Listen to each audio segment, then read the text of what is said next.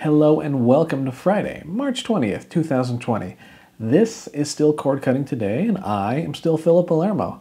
I had a great time during my first episode yesterday, and no one's told me to stop yet, so here I am once again to give you the latest headlines from cordcuttersnews.com. Without further ado, let's get into it. So yesterday we talked a bit about ESPN and the challenges they're currently facing now that there's not a whole lot of live sports to talk about and cover. One of the ways you can mitigate that is by rebroadcasting classic games, and we know that's something they've said they're working on. One other approach comes in the form of ESPN 8, the Ocho. Now this is their traditional or their yearly tradition where they broadcast sports you wouldn't normally associate with the channel. It's a way for them to kind of poke fun at themselves and their normal coverage.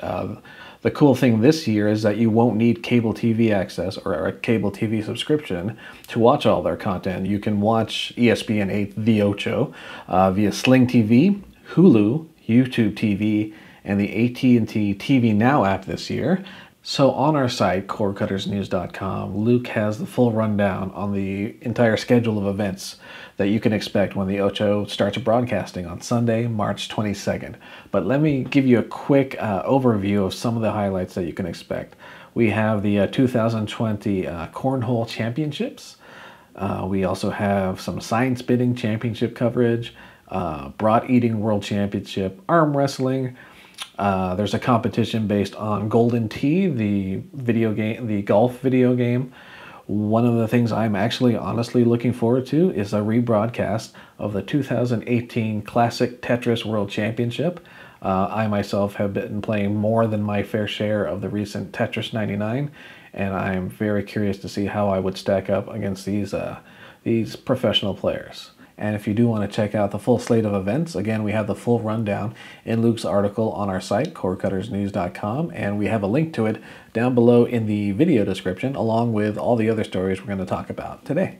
And now, moving from sports to classic game shows, we have Sling TV, who's announced that it's adding Buzzr to its lineup. Now, Buzzr builds itself as a pop culture time capsule, and it specializes in classic game shows. And by that we mean things like Old School, Family Feud, Supermarket Sweep, Celebrity Name Game, To Tell the Truth, things like that.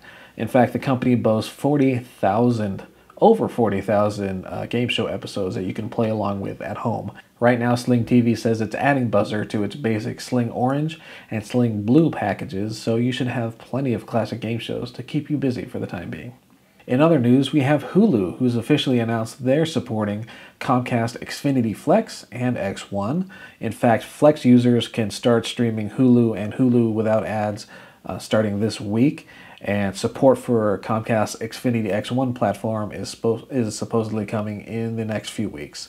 If you're an existing Hulu user, you can sign up using the app. And if you're new to Hulu, we have a link in our story where you can sign up. And again, that story is linked down below in the video description. Another thing we talked about yesterday was access to free news during the ongoing coronavirus outbreak.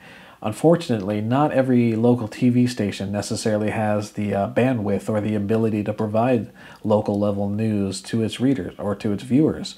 That's where a company like NewsNet is coming in. Typically, NewsNet has longer term contracts with local TV stations to provide news coverage. But during the ongoing pandemic, they've announced they're offering shorter term contracts for local TV stations to be able to provide news information to their viewers. You can read more about it in Jess's story on our site, which again we've linked down below in the video description. And with lots of us staying home right now during the ongoing outbreak, there's growing concern about whether or not the internet as a whole can actually handle the increased demand on bandwidth, whether it's all the people video conferencing during the day or lots of us streaming more content to pass the time at night. And so we have a story this week about a member of the European Commission speaking directly with CEO Reed Hastings over at Netflix about possibly lowering video quality and lowering video bit rates in an effort to ease stress on the European internet and reduce congestion on their network. And we were about to publish that story, and then we saw an update from Netflix that said basically, yeah, we can do that. And so Netflix has said they are going to reduce video quality throughout Europe for the next 30 days, and they estimate it will reduce the amount of traffic that Netflix typically puts on the European internet by about 25%, while still maintaining, they say, good video quality. Now, if you're concerned about network congestion in your own home, maybe you're having difficulty with multiple simultaneous streams throughout your household, you don't necessarily have to wait for Netflix itself to take action. You can do things like try to reduce the video quality on your plan. Netflix offers a variety of levels based on quality, and they give some estimates for what you can expect at each quality level. At the very top, we have 4K, which it estimates uses about 7 gigabytes per hour, and at the very, very low end, we have low quality, which is about 0.3 gigabytes per hour. And in between those two extremes, we have a range of quality levels and bitrate levels that you can play with if you're having trouble streaming multiple streams. And finally today, I'm happy to report that Christmas is coming a bit early thanks to the Hallmark Channel. They've announced that they're going to air their Christmas movie marathon starting today, actually, March 20th at noon Eastern and Pacific. And that marathon will last through the weekend and concludes Sunday, March 22nd at 6 p.m. Eastern and Pacific. We have the full lineup of movies that are scheduled to run throughout the weekend, and you can find that at the link below down in the video description. Well, that about wraps up this edition of Cord Cutting Today. It's a Friday after all, so we hope you have a wonderful weekend. Maybe you'll use that time to stream some classic game shows or catch up on a Christmas movie or 5.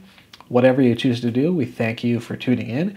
And please do click like and subscribe to our YouTube content, and check out all our stories over at cordcuttersnews.com. Until next time, take care.